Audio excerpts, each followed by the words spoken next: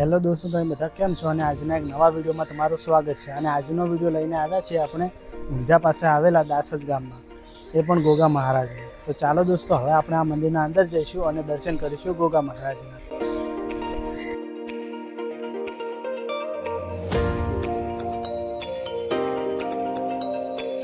નમસ્કાર મિત્રો, ગુજરાતની પવિત્ર ભૂમિ એટલે ચમત્કારો, આસ્થા અને અપરંપાર ભક્તિનો દેશ. અને મહેસાણા જિલ્લાના ઊંઝા નજીક આવેલું દાસજ ગામ અને ત્યાં વિરાજમાન શ્રી દાસજીયા ગોગા મહારાજ. અને માત્ર આ મંદિર ધાર્મિક સ્થાન નથી, પરંતુ 800 વર્ષ જૂની અદ્ભુત કથા અને પરચાઓનું જીવંત કેન્દ્ર ગણાય છે.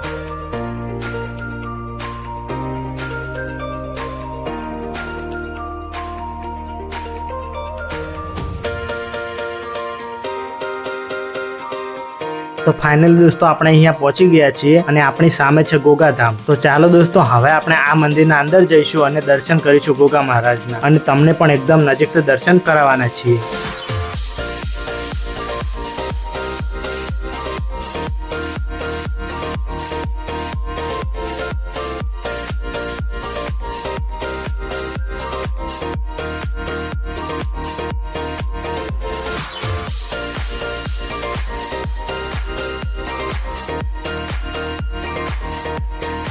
તો જુઓ દોસ્તો, આ છે દાસજીયા ગોગા મહારાજનું મંદિર. અને દોસ્તો, તમે ખાલી આ લોકેશન જુઓ કે કેટલું ખૂબ જ સરસ દેખાય છે. તો ચાલો દોસ્તો, હવે આપણે આ મંદિરના અંદર જઈશું.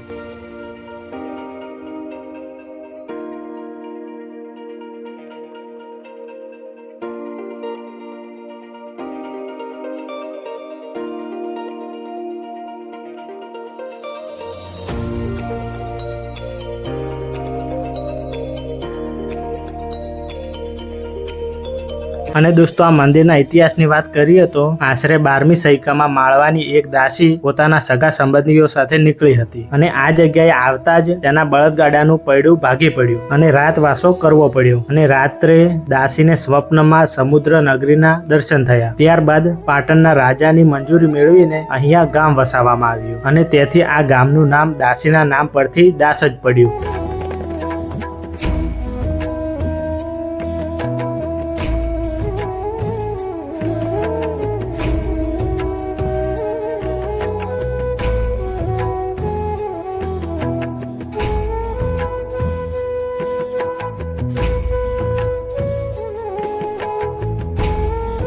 અને દોસ્તો, અહીંના ગાઢ જંગલમાં કાશીનાથ મહારાજ તપસ્યા કરતા હતા. જ્યારે મહારાજે સિદ્ધપુર જવાનું નક્કી કર્યું, ત્યારે તેમની સેવા કરનાર ભક્ત દેવરાજ રબારીએ તેમને રોકવાની વિનંતી કરી. અને મહારાજે પ્રસાદી રૂપે એક કરડિયાના ફૂલની વચ્ચે નાગ દેવતાને મૂકીને આપ્યા. અને શરત મૂકી કે રસ્તામાં આ કરડિયો જમીન પર મૂકવો નહીં. પરંતુ દાસજ પાસે પહોંચતા વિસામો લેતી વખતે નાગ દેવતા કરડિયામાંથી નીકળીને કંઠેરના ઝાડ પાસેના રાફડામાં અદૃશ્ય થઈ ગયા. અને ત્યાર પછી ગામના રબારી કોમના માજી મિગોદરને રાત્રે સપનું આવ્યું. અને સવારે માજી દૂધનો કટોરો લઈને ત્યાં ગયા, ત્યારે મૂછોવાળા નાગ દેવતા બહાર આવીને દૂધ પી ગયા. અને ત્યાં પવિત્ર સ્થાનકની સ્થાપના થઈ.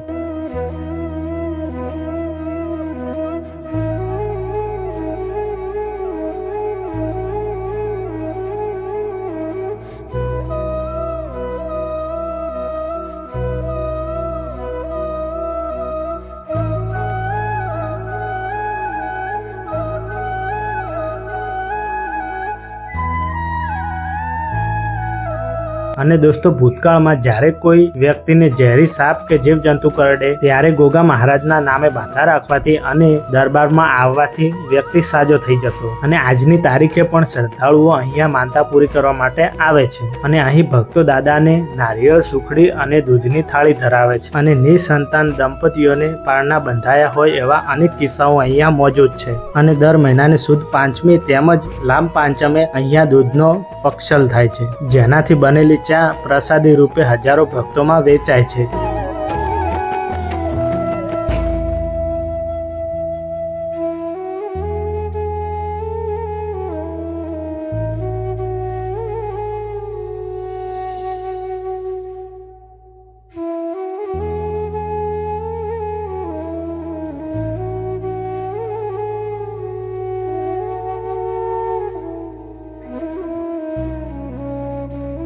અને જુઓ દોસ્તો, આ બાજુ ખૂબ જ સરસ રીતે શ્રીફળ વધેરવાની વ્યવસ્થા પણ કરવામાં આવેલી છે, જે તમે જોઈ શકો છો.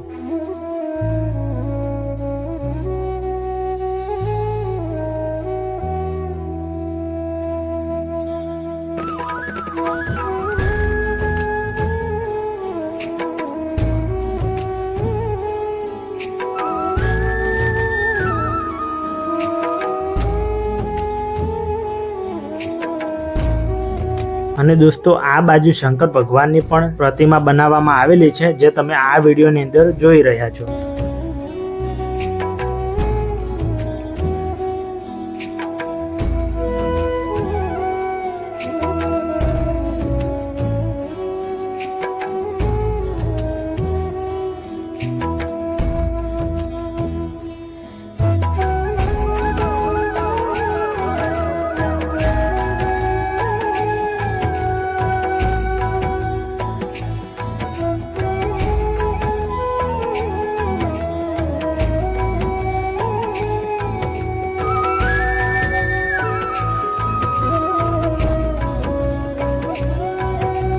અને જો દોસ્તો, આ બાજુ હનુમાન દાદા વિરાજમાન છે.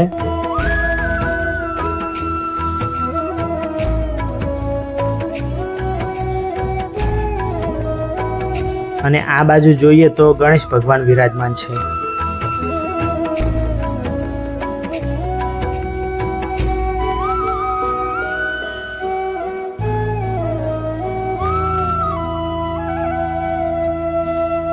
અને જુઓ દોસ્તો, આ બાજુ ભુવનેશ્વરી માતાજીનું મંદિર અને શીતળા માતાજીનું મંદિર એકદમ નજીક બનાવવામાં આવેલું છે.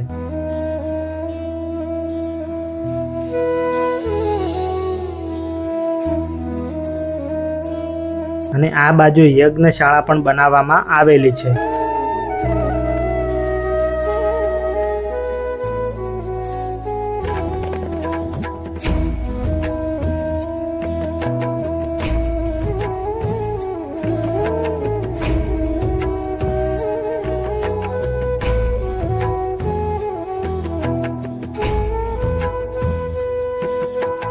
અને જો દોસ્તો, આ બાજુ ખૂબ જ મોટી સંખ્યામાં ભક્તો બેસીને ભોજન લઈ શકે એવી રીતે મોટી ભોજનાલય પણ બનાવવામાં આવેલી છે, જે તમે આ વિડીયોની અંદર જોઈ શકો છો.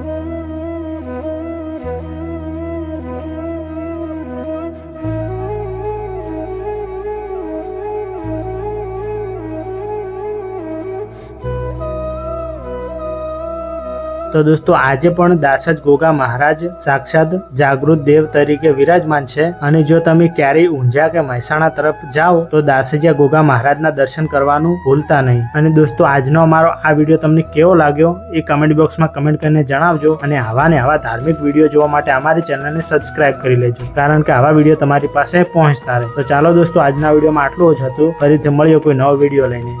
તો આજનો દાહોદના ગોગા મહારાજના વિશેનો વ્લોગ તમને કેવો લાગ્યો કમેન્ટમાં કમેન્ટ કરી દેજો. અને આવા ને આવા વ્લોગ જોવા માટે અમારી યુટ્યુબ ચેનલને સબસ્ક્રાઇબ કરી દેજો, કારણ કે આવા વિડીયો તમારી પાસે પહોંચતા રહે.